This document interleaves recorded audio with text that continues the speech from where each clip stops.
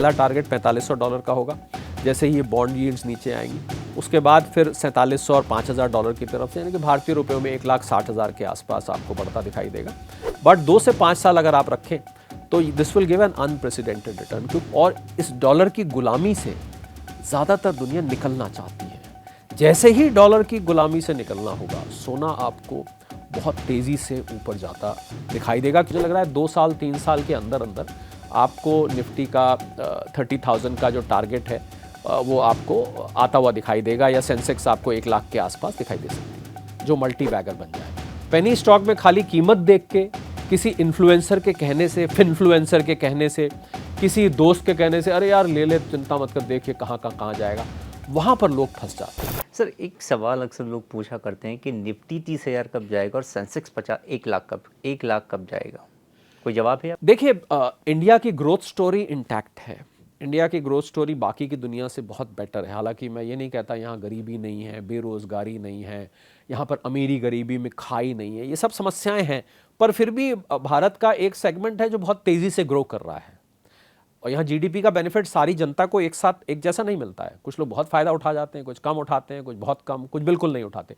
पर फिर भी अगर हम इंडिया की ग्रोथ स्टोरी लें तो मुझे लग रहा है कि अगर हम $5 ट्रिलियन इकॉनमी पहुंच जाते, अगर ये शायद रुपया नहीं होता तो 1-1.5 साल में हम पहुंच जाते, रुपया कमज़ोर नहीं होता, तो I think Indian growth story is intact और ये बहुत ज़्यादा मंजिल दूर नहीं है। मुझे लग रहा है 2 साल 3 साल के अंदर अंदर आपको निफ्टी का 30,000 का जो टारगेट है वो आपको आता हुआ दिखाई देगा, या सेंसेक्स आपको 1 लाख के आसपास दिखाई दे सकती है। सर, मार्केट पे हमारी काफ़ी बात हो गई, अब हम थोड़ा लर्निंग पे फोकस करते हैं। जैसे आपने कहा है कि इंडियन इन्वेस्टर्स ज़्यादा एजुकेटेड नहीं हैं या सीखना नहीं चाहते हैं। सो लर्निंग का एक सबसे बड़ा पार्ट है पैनिक सेलिंग। पैनिक सेलिंग में किस तरह से बचा जाए? देखिए, स्टॉक मार्केट में इन्वेस्टमेंट्स आपने सुना होगा, आप तो स्वयं बिजनेस जर्नलिस्ट हैं, कि बहुत सारा काम दिमाग में होता है, इमोशंस पीछे चलते हैं, डर लगने लगता है, फोमो होना लगता है, बहुत सारी फीलिंग। मैं किसी दिन स्टॉक मार्केट की फीलिंग्स पे बात करूं कि आपके अंदर कौन कौन से भाव अंदर से आते हैं, तो वो एक अलग डिस्कशन हो जाता है, और पैनिक भी उसमें से एक है। पैनिक सेलिंग है कि वॉरेन बुफे का रूल होता है कि आप जब मार्केट गिर रही हो तो खरीदिए, जब मार्केट चढ़ रही हो तो बेचिए। कॉन्ट्रेरियन अप्रोच इसको कहते हैं। पर ज़्यादातर लोग, 90% से ज़्यादा लोग इसका उल्टा करते हैं। चढ़ती हुई कला के सब साथी हैं, गिरती हुई कला के सब छोड़ जाते हैं। और आपने देखा जिस रफ्तार से SIPs बंद हुई पीछे, अभी भी लोग बंद कराते हैं मार्केट प्रेशर में, छोड़ो यार यहाँ अब कुछ बनने वाला नहीं है, छोड़ो यार ये अपने बस की नहीं है, मैंने तो पहले ही मना किया था, मेरे पापा ने पहले ही कहा था मत कर, तो मार्केट तेरे बस की नहीं है। तो इस टाइप की जब आप फीलिंग लेके चलेंगे तो मार्केट को बिना समझे हुए आप, पैनिक सेलिंग तब होती है जब आप मार्केट को समझते नहीं हैं। मार्केट जिसने भी पैसा बनाया, ये आपके सवाल का सीधा जवाब, मार्केट में जिसने भी पैसा बनाया उसने लंबे वक्त रहकर बनाया। 5 से 10 साल का अगर आप नज़रिया रखेंगे, आज आपको पता होगा नेशनल स्टॉक एक्सचेंज का DRHP, red herring prospectus file हो चुका है। स्टेट बैंक ने 80 पैसे का शेयर लिया था आज से 30 साल पहले, 2 करोड़ रुपए मात्र लगाए थे। वो भी इसलिए क्योंकि एक नेशनल स्टॉक एक्सचेंज बन रहा था उस टाइम, तो भाई इंस्टीट्यूशंस को कहा गया था आप लोग सब थोड़ा थोड़ा इसका हिस्सा लो, हम एक अलग से डिजिटल स्टॉक एक्सचेंज बनाना चाहते हैं। जब ये Delhi stock exchange, Calcutta stock exchange, ये सब हुआ करते थे, आपको याद होगा उस जमाने। तो इन्होंने बेमन से, क्योंकि अब था ये लगाना है, बेमन से वो लगा दिए, चलो 2 करोड़ रुपए है, लगा दिए। आज 5,000 करोड़ रुपए हो गए आप। और ऐसी मेरे पास, ये तो NSE का, चलिए ये तो अब IPO तो नहीं है, OFS है ये, पर हम ऐसे मेरे पास अनेकों किस्से हैं जहाँ लोगों ने मतलब उसको परसेंटेज टर्म्स में कि कितने % कमाया डिफाइन करना मुश्किल है। 2500%, 3000%, मेरे ख्याल परसेंटेज में कहना ही बेकार है, उसको तो मैं लॉटरी बोलता हूँ। तो मुझे लग रहा है मार्केट में जिसने भी पैसा कमाया उसने लंबे वक्त में कमाया। अगर आप लंबे वक्त में मार्केट में टिकते हैं, पर होता क्या है असल में शेखर, कि लोग इन्वेस्टर बन के आते हैं और ट्रेडर बन जाते हैं, ये एक गलती होती है। यही इसी को मैं पैनिक सेलिंग कहता हूँ। और ट्रेडर जब आप बनते हैं तो सेबी का डेटा है कि 85 से 90% लोग, जो लोग शॉर्ट टर्म स्पेकुलेटिव करते हैं, वो पैसा गंवा देते हैं। सर, एक और स्ट्रेटजी है बाय ऑन डिप्स। जब भी मार्केट गिरे थोड़ी थोड़ी खरीदारी करते रहिए। लेकिन कई बार लोगों का कहना होता है कि सर बाय ऑन डिप्स हम करते हैं लेकिन मार्केट लगातार गिरता है, हम लगाते हैं और एक वक्त नीचे जाता है। एक वक्त ऐसा आता है कि हमारे पास पैसा ही खत्म हो जाता है। तो बाय ऑन डिप्स को लेकर सही स्ट्रेटजी क्या है? किन लेवल्स पे बाय करें? देखिए, बाय ऑन डिप्स तब कामयाब होता है अगर आपका स्टॉक सिलेक्शन ठीक है। अब इसको दो हिस्से में, एक तो हो गया आपने इंडेक्स में लगाया है, एक हो गया स्टॉक्स। तो मैं इंडेक्स की बात नहीं करता क्योंकि इंडेक्स को तो फिर आपको डेरिवेटिव रूट लेना पड़ेगा, या फिर कोई इंडेक्स फंड आप ले लें तो अलग बात है। पर मैं क्योंकि स्टॉक्स की बात हो रही है तो हम सीधा स्टॉक। तो बाय ऑन डिप्स में आपको फंडामेंटल एनालिसिस बहुत स्ट्रांग चाहिए। बाय ऑन डिप्स पे वही स्ट्रैटेजी काम करेगी अगर उस कंपनी में ग्रो करने का पोटेंशियल है, उसको बाउंस बैक करने का पोटेंशियल है। उसका बड़ा अच्छा एग्जांपल मैं आपको दूं तो जो ईटीएफ्स होते हैं, इन ईटीएफ्स में एक यूनिक कैरेक्टरिस्टिक होता है कि इनकी एक बास्केट होती है शेयर्स की। मान लीजिए मैंने फार्मा ईटीएफ की बात करी, उदाहरण ले रहा हूं। अब फार्मा ईटीएफ में जो बास्केट है उसमें मान लीजिए, सब कुछ उदाहरण है, हाइपोथेटिकल है, इसको असली मत मानिएगा, 10 स्टॉक्स हैं उसके अंदर। तो ईटीएफ स्ट्रैटेजी क्या होती है कि वो लोग जो स्टॉक खराब परफॉर्म करता है उसको निकाल के बाहर कर देते हैं, आपने देखा होगा 1-2 महीने के अंदर, और फिर वो स्टॉक ले आते हैं जो अच्छा परफॉर्म कर रहा है। तो बाय ऑन डिप्स तब काम करेगा अगर आपका फंडामेंटल एनालिसिस स्ट्रांग है। अगर आपका फंडामेंटल एनालिसिस स्ट्रांग नहीं है, खाली आप प्राइस देख के बस घुसते जा रहे हैं, तो फिर वही होगा जो आपने एग्जाम्पल दिया, फिर एग्जैक्टली वही होगा कि आपका पैसा खत्म हो जाएगा। और दूसरा, आप एसआईपी माध्यम से कर रहे हैं, यानी थोड़ा थोड़ा पैसा करके लगा रहे हैं। तो एसआईपी का मैंने नया नाम रखा शेखर, वैसे तो सिस्टमैटिक इन्वेस्टमेंट प्लान कहा जाता है, मैंने उसका नाम रखा सब्र इन्वेस्टमेंट प्लान। भूल जाइए सिस्टमैटिक, ये सिस्टमैटिक लोगों के समझ में नहीं आता। सब्र इन्वेस्टमेंट प्लान, एसआईपी में सब्र चाहिए। तो पैसे को और थोड़ा डिवाइड करिए जिससे आपके पैसे खत्म ना हो, और लगातार लगाइए। पर स्टॉक सिलेक्शन अच्छा है। तो गड़बड़ वहाँ जो आपने कहा, जो ये सिचुएशन तब आती है अगर स्टॉक सिलेक्शन ठीक नहीं हो। सर, आम निवेशक से जुड़ा एक और अहम सवाल है कि पोर्टफोलियो को डाइवर्सिफाई कैसे करें? देखिए, there is a saying in English in investments कि never put all eggs in the same basket. सारा का सारा पैसा एक ही जगह नहीं लगाना चाहिए। तो अगर आप देख रहे हैं आपका सारा पैसा फार्मा में है, सारा पैसा आपका एफएमसीजी में लगा रखा है, सारा आपने डिफेंस का, पीछे जब ऑपरेशन सिंदूर हुआ था लोगों ने आंख बंद करके सारा का सारा डिफेंस में लगा दिया, उसमें से बहुत सारी कंपनीज में बाद में करेक्शन भी आया, या सारा का सारा आपने ऑटोमोबाइल में लगा दिया। तो डाइवर्सिफाई करने का भी वही तरीका है जो मैंने बताया कि आप प्रॉपर सेक्टर, और मार्केट में सेक्टर रोटेशन होता रहता है, कभी किसी सेक्टर का बोलबाला है, कभी किसी सेक्टर का बोलबाला, आप देखते हैं ये रोटेशन चलता रहता है। तो I think the best way is, या तो अगर आप नहीं कर पा रहे हैं तो आप ईटीएफ्स के थ्रू आइए। आई थिंक ईटीएफ एक बहुत अच्छी स्ट्रैटेजी है जो निकल के आई है। और ईटीएफ में ये एएमसीज क्या कर रही हैं शेखर, कि ये बैड एग्स को निकाल देती हैं, जो खराब सब्जी होती है बीच में से, उसको निकाल के बाहर कर देती हैं। सो आई थिंक जिन लोगों को दिक्कत होती है डाइवर्सिफाई करने में, उनको ईटीएफ्स में आ जाना चाहिए। ईटीएफ्स में आपको ऑटोमेटिकली आपके लिए एक मैनेजमेंट पीछे चल रही है जो आपको उसको करेक्शन करती रहेगी। बाकी देखिए, उसमें भी फंडामेंटल एनालिसिस आ जाती है। आप डाइवर्सिफाई कर रहे हैं तो डाइवर्सिफाई करके कौन कौन से सेक्टर्स लेंगे। तो सेक्टर रोटेशन जो मैंने जो 4-5 सेक्टर्स के नाम दिए, अगर आप उसमें रखें तो मुझे लग रहा है अगले 5 से 10 साल के लिए it can turn out to be a good option.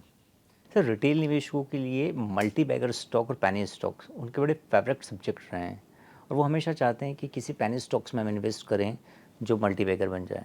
तो दोनों मल्टी बैगर और पैनी स्टॉक्स को लेकर आपकी क्या अप्रोच होगी?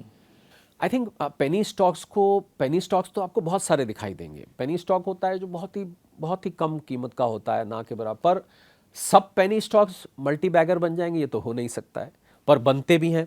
और हमने एक सर्वे किया था, एक एनालिसिस किया था, तो कोई आप लगाइए 100 में से 4-5 पेनी स्टॉक जो हैं वो मल्टी बैगर बनते हैं। अब सवाल ये है कि बाकी के 95 नहीं बनते हैं, वहीं के वहीं खड़े रहते हैं, बिल्कुल ही जीरो भी हो जाते हैं, कुछ तो लिस्टिंग से भी हट जाते हैं, बिल्कुल ख़त्म ही हो जाती है ट्रेडिंग ही उसमें। तो वहाँ पर फिर पैसा डूब जाता है। तो मुझे लग रहा है पेनी स्टॉक में लगाने की स्ट्रैटेजी है कि उसके पीछे मेहनत बहुत चाहिए।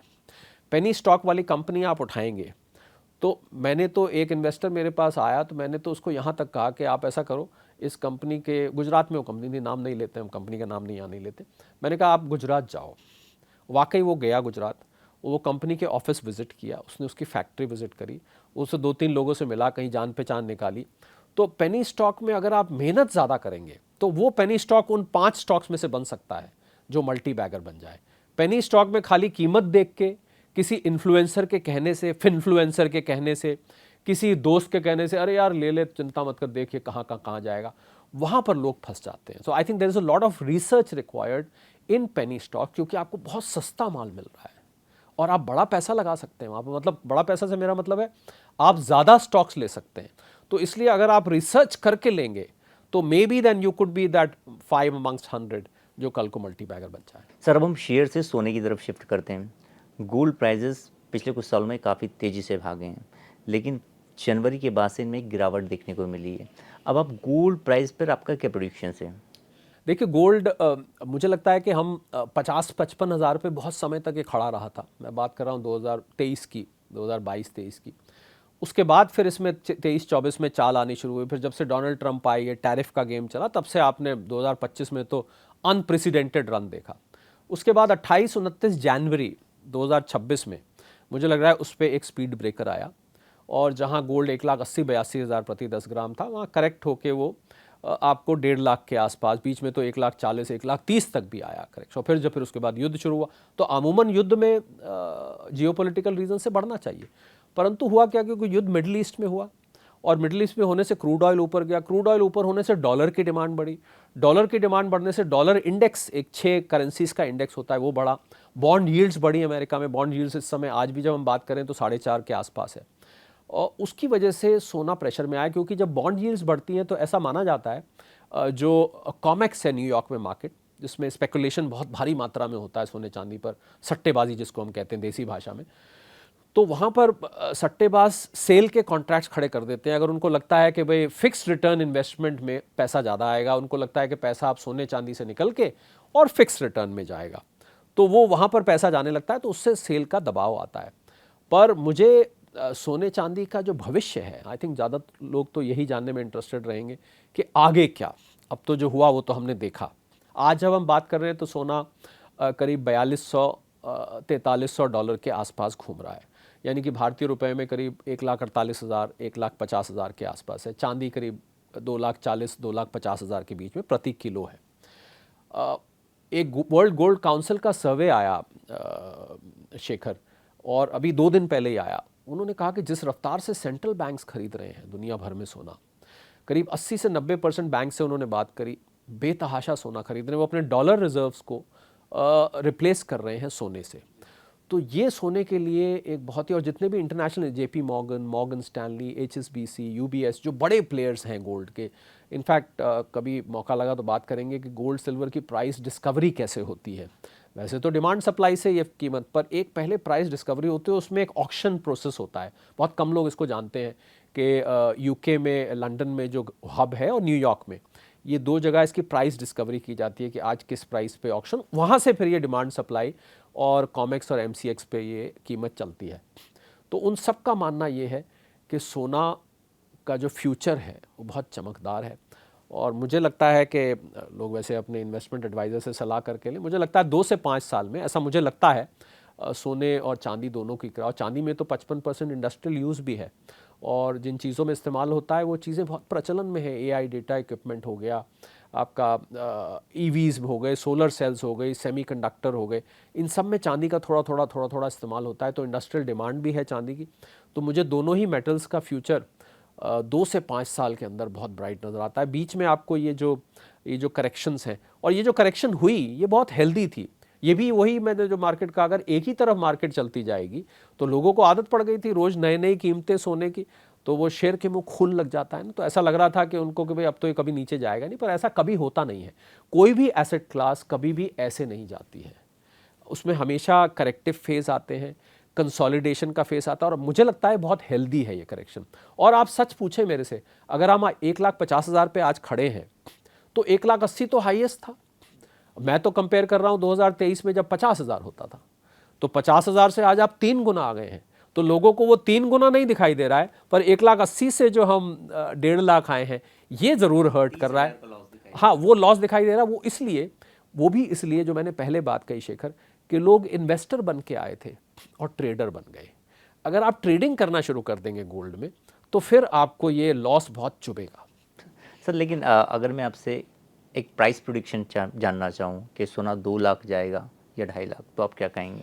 देखिए, मैं उनमें से हूँ शेखर, जो प्राइस ऐसे बोलता नहीं हूँ, कोई प्राइस नहीं करता हूँ। बहुत सारे आप सोशल मीडिया पे देखेंगे तो एक्सपर्ट देखेंगे, सोना 4 लाख, सोना 3 लाख, सोना 7 लाख। वो एक रॉबर्ट कियोसाकी साहब है, उन्होंने किताब लिखी थी रिच डैड पुअर डैड, वो तो कभी कहते सोना $35,000, कभी कुछ जिस दिन गिरता है तो कहते सोना ख़त्म, चढ़ता है तो $35,000। तो 2035 में $35,000। उनसे पूछा क्यों, क्योंकि मुझे लगता है 35 है तो $35,000, ये उन्होंने लॉजिक दिया। बड़ा अजीब सा मुझे सुनने में लगा। तो मैं प्राइस प्रेडिक्शन नहीं करता हूँ, पर मुझे लगता है कि सोने अगर आप 2 से 5 साल के अंदर, it has got a very good future. अभी हम $4200-4300 है, मुझे लग रहा है पहला टारगेट $4500 का होगा जैसे ही ये बॉन्ड यील्ड्स नीचे आएंगी। उसके बाद फिर $4700 और $5000 की तरफ से, यानी कि भारतीय रुपयों में 1,60,000 के आसपास आपको बढ़ता दिखाई देगा। बट 2 से 5 साल अगर आप रखें तो this will give an unprecedented return. क्योंकि सोना, शेखर एक बात और है कि सोना खत्म हो रहा है। सोने की जो माइनिंग है वो अब मेरे अनुमान के हिसाब से सोना 80,000 टन धरती में बचा है और हर साल करीब 5,000 टन निकाल लिया जाता है। तो आप कैलकुलेट करें तो 15-16 साल तक ये निकाला जाएगा, उसके बाद तो सोना खत्म हो जाएगा। और गोल्ड स्टैंडर्ड जो 1971 से पहले हुआ करता था, रिचर्ड निक्सन यूएस के प्रेसिडेंट थे, उन्होंने गोल्ड स्टैंडर्ड खत्म किया। और ब्रेटन वुड्स आपको याद होगा, आप लोगों ने पढ़ा होगा, आप तो खैर उस समय नहीं होंगे, पर उसकी वजह से डॉलर का दबदबा बढ़ा।